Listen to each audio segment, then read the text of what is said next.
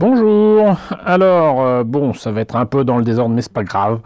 Je vous ai retrouvé un numéro d'Hobby Japan de 94. Mais là je me suis dit que ça serait intéressant parce que il y a des choses autour de G Gundam, j'insisterai jamais assez là-dessus. C'est disponible sur Crunchyroll, donc profitez-en. Voilà, mais en plus de ça j'ai vu qu'il y avait quand même quelques sujets qui sont justement intéressants à voir, à consulter, sachant qu'en plus, bon, ça c'est quand même un numéro qui a 27 ans si je sais compter, et en plus il s'agit du Neo How to Build Gundam 10, donc voilà, c'est le numéro 306, donc de novembre 1994, et comme vous voyez, nous avons le God Gundam en couverture. God Gundam, alors je ne sais plus du tout, sincèrement, si je vous l'ai présenté. Je l'ai au 1 centième, je l'ai au 1 soixantième, et vous allez voir que le modèle au 1 soixantième, mine de rien, a quand même ses qualités. Voilà. Donc, vieux numéro, hein. Donc voilà.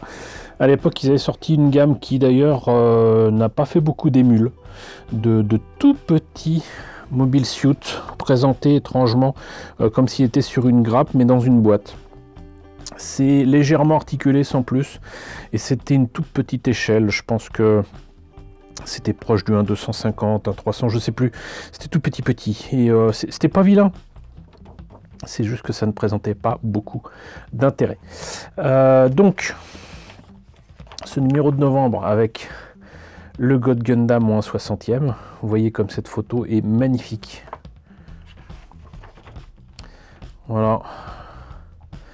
God Gundam de G Gundam au 1 soixantième qui a été réalisé par Toshinobu Matsumura. Pardon. Alors, vous voyez quand même qu'il a quand même, dirais-je, de la tronche. Et je dirais même que c'est de base comme ça, donc c'est quand même assez sympa. Et ce qui est rigolo, c'est que il a une fonction électrique qui correspond à ce qu'on voit dans la série, avec une espèce d'emblème qui s'éclaire ici sur le torse. Et il avait, c'était tout nouveau pour l'époque, même si tous les modèles au 1 soixantième étaient supposés être comme ça. Les mains quand même vachement articulées, c'est-à-dire que toutes les phalanges sont articulées, tous les doigts sont articulés, et il a quand même une main qui est supposée pouvoir s'éclairer, quoi, pour faire donc le Godfinger. Là, son Core Fighter. Et donc, vous voyez, ça c'est le modèle modifié, monté et peint, et ça c'est le modèle de base. On en est quand même très proche, hein. On est en 94, je le rappelle.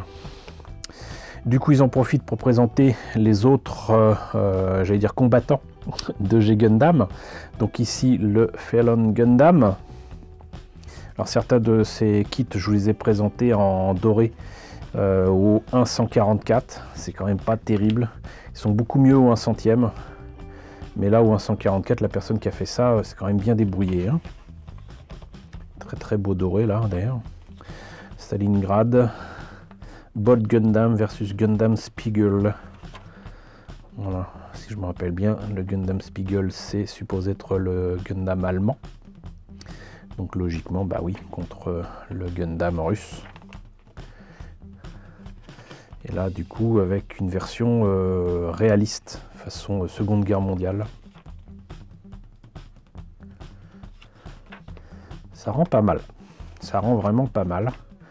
Au niveau des articulations et tout, c'est pas la joie, mais tout le travail est dans la présentation, dans la peinture. Ça, je vous en avais déjà parlé dans un vlog, justement, du soin à apporter à la présentation.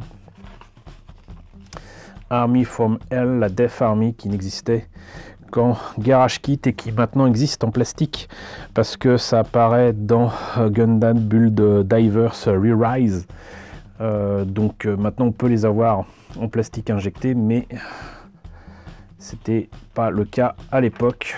Donc là, est-ce qu'ils les ont fait eux-mêmes? J'ai pas l'impression que ce soit précisé, en tout cas en Romaji. Vous m'en excuserez, je ne lis pas le japonais. Mais vous voyez, donc il y a la version, j'allais dire bipède, et la version quadrupède.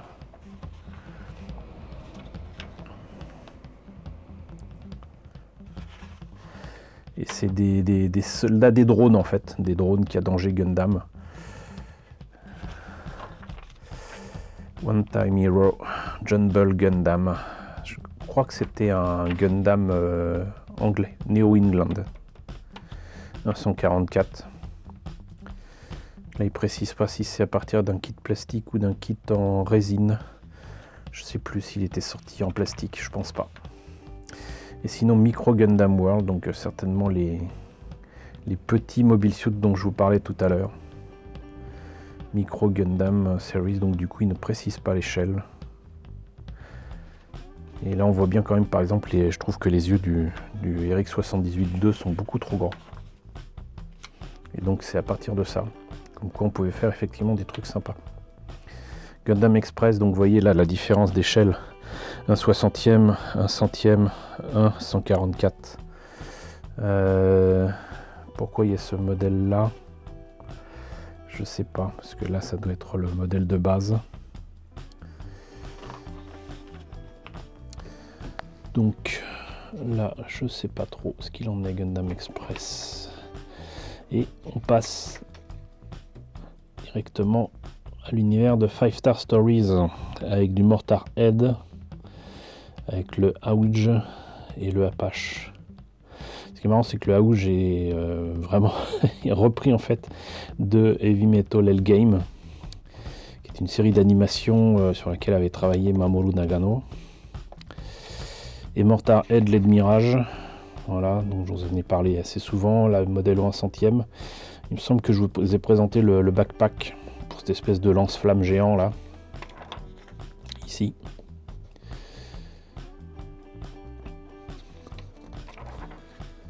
Et du Tekkaman Blade. Alors, donc là par contre c'est clairement un garage kit, des garage kits d'ailleurs, parce que figurine de cette personne qui visiblement revêt une armure qui n'existe pas en plastique. Et là pareil, du coup du Patlabor en 1/72. D'habitude c'est du 1/60e, du 1/35, etc. Mais là c'était des modèles au 1/72 qui étaient sortis chez Volks. Et il me semble que, si je me trompe pas, je vous ai présenté ce modèle-ci, mais malheureusement c'était pas un modèle original. Hop, la pub. À l'époque c'est vrai qu'il y avait encore les micro-machines Star Wars de chez Galoob.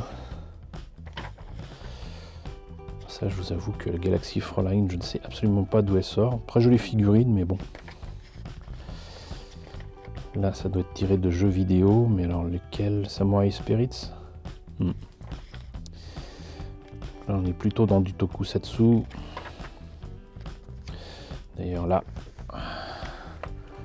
les restes d'un Godzilla qui n'a plus que les os, même plus de peau. Encore du Godzilla. C'est la fête à Godzilla. La famille de Godzilla et pour compenser un peu d'Ultraman. Et là, ça je crois que je vous avais présenté aussi. À l'époque, il proposait le Super 3D Show. Ce robot, je ne sais plus comment il s'appelle.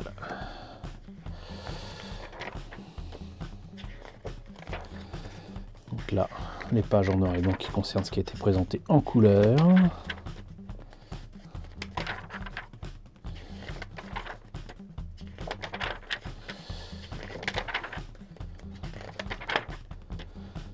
Donc on retourne. Ah voilà. Alors, l'Aston Martin DB5 de James Bond 007, avec la sortie récente du dernier James Bond, ça tombe bien. Donc apparemment c'est un kit en plastique de Doyusha au 1/24. Je savais pas que c'était uniquement au Japon, mais il me semble que c'est peut-être un reboîtage japonais justement d'un modèle sinon anglais, sinon américain, mais ça fait partie des maquettes que je regrette de ne pas avoir acheté. J'ai la Lotus Esprit maintenant, mais si je pouvais trouver cette DB5 là, je serais vraiment pas contre. Voilà, ça fait partie des kits où on se dit bon voilà, il n'y a pas de priorité, ça peut attendre, on en trouvera facilement plus tard. Et puis en fait non. Ça fera peut-être partie d'un sujet dont on discutera un jour avec des amis. Je ne sais pas comment présenter ce genre de sujet. Faut-il attendre pour acheter un kit?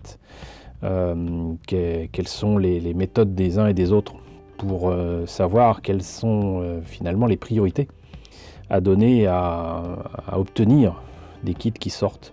Faut-il attendre? Faut-il prendre Day One? On en discutera, j'espère.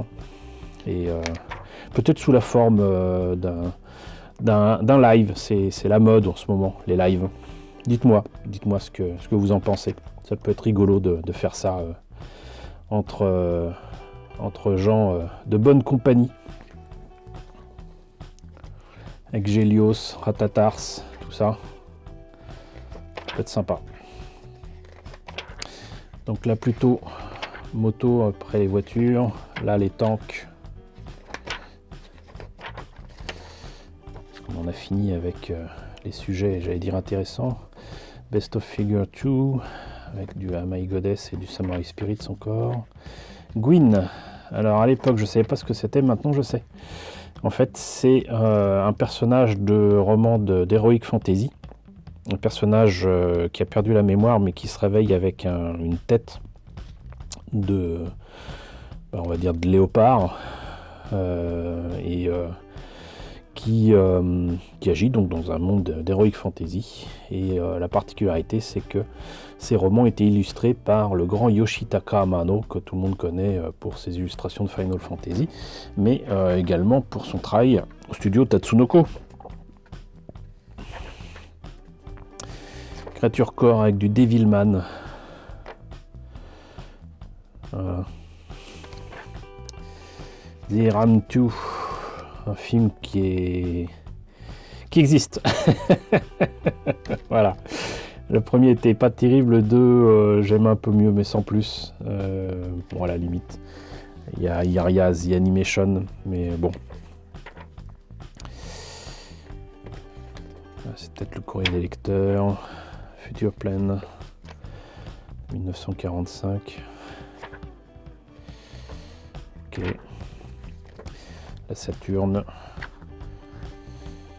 La fameuse maquette Airfix en 144, peut-être qu'on l'a trouvé encore assez facilement à cette époque-là. Après, il y a eu un passage à vide et ça a été réédité il n'y a pas très longtemps. Et particularité, c'est qu'il y a énormément de pièces de cette maquette qui ont servi pour l'amélioration et le détaillage de maquettes de Star Wars, de Cosmos 99. Voilà. Faut le savoir. SF3D, Machine & Krieger. Et j'ai l'impression qu'on a fait le tour déjà. Voilà le matos. Quand même quelque chose, hein. Imaginez, vous prenez ça tous les mois. Donc voilà. Ah, tiens, photo couleur des tanks qu'on a vu tout à l'heure en noir et blanc.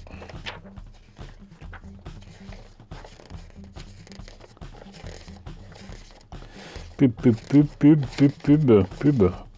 peu de pub, et vous pourrez dire bien un petit peu de pub.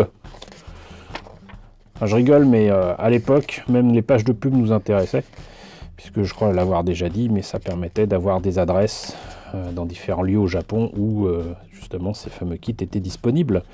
Donc si des amis allaient au Japon, on disait, bah voilà, prends cette photocopie, là t'as le plan pour y aller, t'as l'adresse. Et si tu pouvais me prendre ça, tiens, prends cet argent et ramène-moi ça, s'il te plaît. Voilà.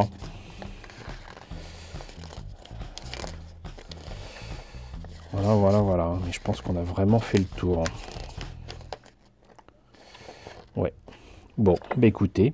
Et puis en plus, apparemment, ça m'avait coûté 110 francs 40. Je devine que c'était à Junko que je l'ai acheté. Donc voilà, écoutez, c'était donc le numéro 306 de novembre 1994 de OB Japan. J'espère que la présentation de ce numéro qui à l'âge vénérable, donc logiquement de 27 ans, vous a intéressé. N'hésitez pas à me dire ce qu'il en est dans la section commentaires. N'hésitez pas à liker, n'hésitez pas à partager, n'hésitez pas à vous abonner si ce n'est pas déjà le cas. Coucou aux nombreux abonnés qui nous ont rejoints ces derniers temps. Bienvenue ici. Coucou aux grands anciens qui me suivent depuis 6 ans. Merci à tous votre fidélité, merci à tous votre soutien. Je vous laisse avec la liste des contributeurs de la chaîne et je vous dis à très bientôt pour la présentation d'un nouveau Hobby Japan.